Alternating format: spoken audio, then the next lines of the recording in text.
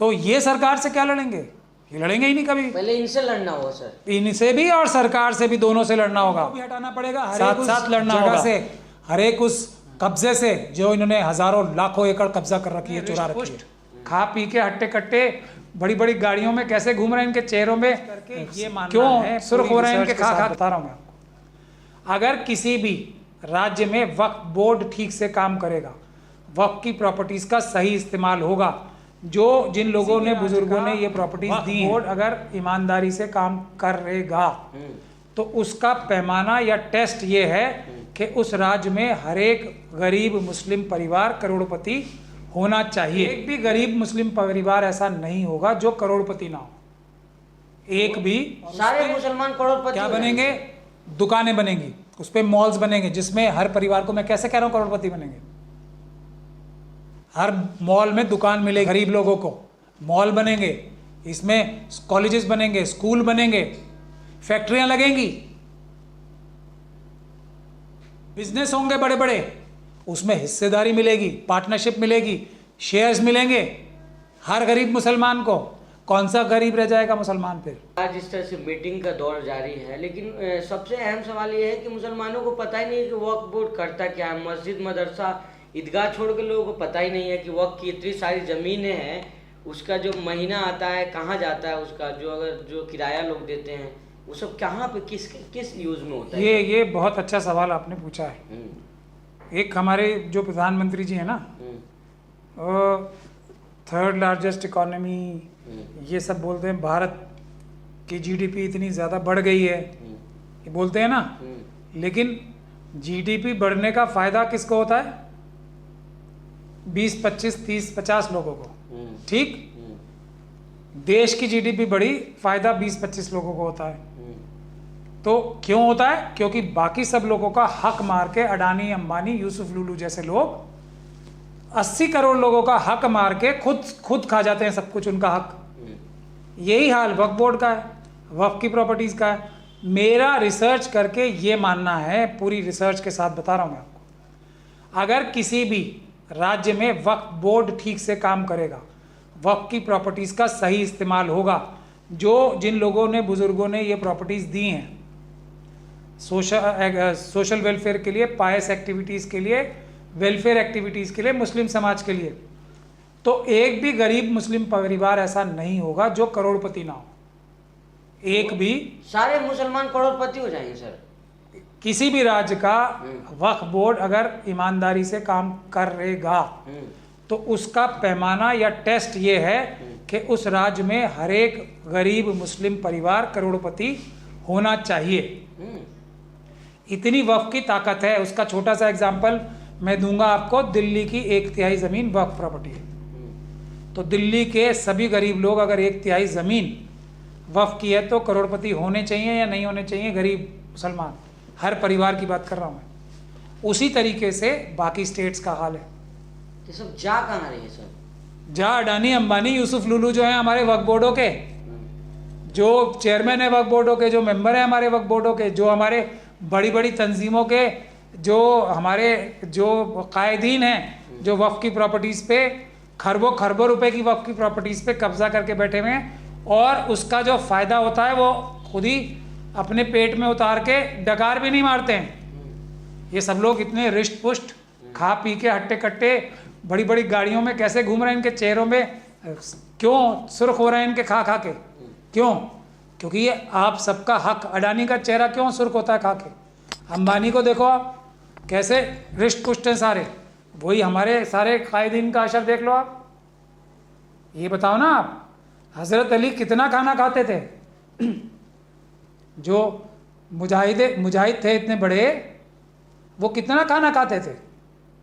गरीबों के बराबर खाना खाते थे ना वो। उनके लिए अगर वो चाहते तो किसी चीज़ की कमी थी? हज़रत उमर किस तरह के कपड़े पहनते थे? जब उन्हें मस्जिद अक्सा बुलाया गया, यरूशलेम बुलाया गया चाबी देने के लिए यरूशलेम की, तो एक ऊँटनी पे आए और ऊँटनी को हाँक रहे थे, उनका नौकर ऊँटनी पे बैठा था। क्या कोई कंपैरिजन है हज़रत अली, हज़रत उमर से और आज के हमारे जो ये आलिम दीन और मौलाना, जो मौलाना है ही नहीं, वो मौलाना अपने आप को जो बन रहे हैं, कोई कंपैरिजन है? तो सर मुसलमानों को ठगा जा रहा है क्या? ठगा नहीं जा रहा, लूटा जा रहा है हमारे अपनों द्वारा ही। जो अगर इस्लाम पे ईमान रखने का दावा करने वाले लोग हैं, हज़रत उमर, हज़रत अली का एक 0.0001% भी फॉलो कर रहे हैं। हज़रत उमर के पास उनके कंट्रोल में क्या पता है पूरे दुनिया की आधी से ज़्यादा दौलत थी, और ख़ुद वो एक ऊँटनी पे चलते थे, वो भी नौकर के साथ मतलब टर्न्स लेके।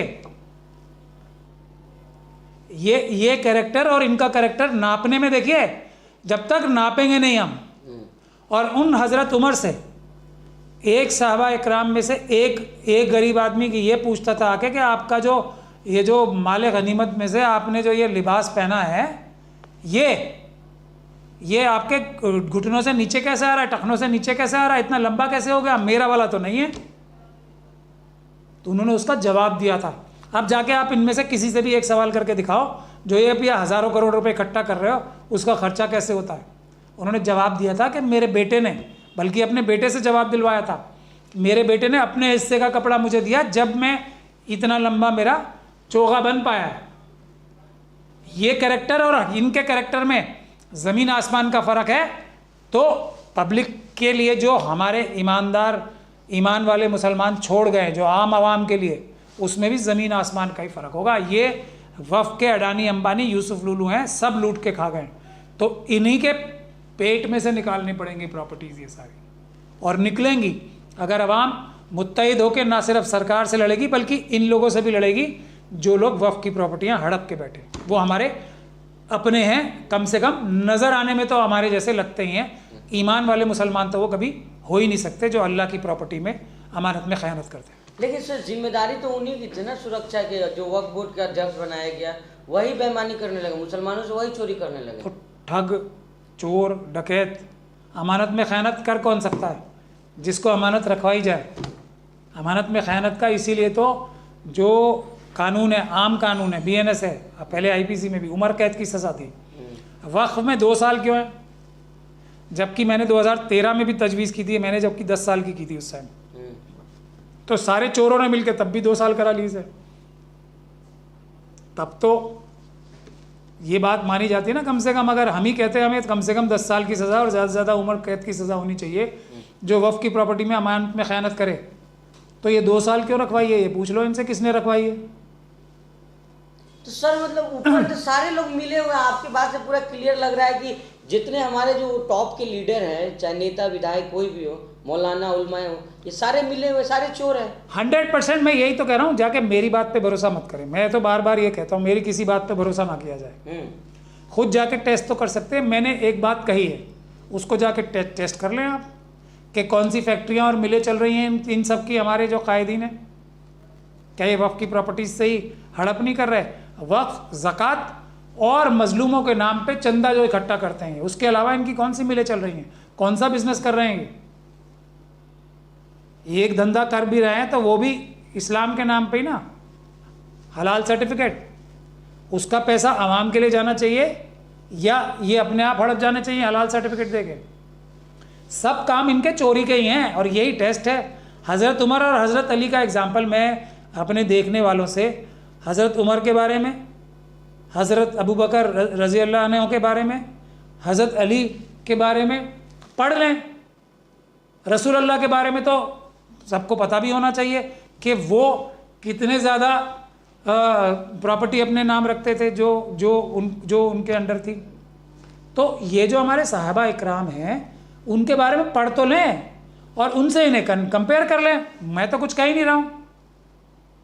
इनके कपड़े ही देख लेना पहले, इनकी टोपी देख लें, इनके कपड़े देख लें, स्टाइल नहीं हिलता। उम्र हो गई 85 साल, लेकिन टोपी का स्टाइल देखिए। वो क्या लगता है आपको ऐसे ही आ जाती है टोपी? पता है कितनी महंगी टोपी होती है वो? कहाँ से इतनी फिजूल खर्ची का इनके पास कहाँ से जिगर आ जाता है, कहाँ से हिम्मत आ जाती है कि हमारी आवाम भूखी मर रही है और हम अपनी टोपी पे इतने पैसे खर्च कर दें, हम अपनी गाड़ियों पे इतने पैसे खर्च कर दें, हम अपने खाने पे इतने पैसे खर्च कर दें। दुनिया का बेहतरीन जो लोग इनके दस्तरखानों पे बैठते हैं उनसे मैं ये कहता हूँ, गुजारिश, अगर वो सच्चे हैं तो आके आवाम को बताएं पूरी दुनिया में कौन सी बेहतरीन से बेहतरीन ग़िज़ा नहीं है, कौन सा ऐसा खाना नहीं है, कौन सी ऐसी चॉकलेट नहीं है जो इनके दस्तरखान पे नहीं मिलती। लिंट चॉकलेट मिल रही है स्विट्ज़रलैंड की, बताइए आप।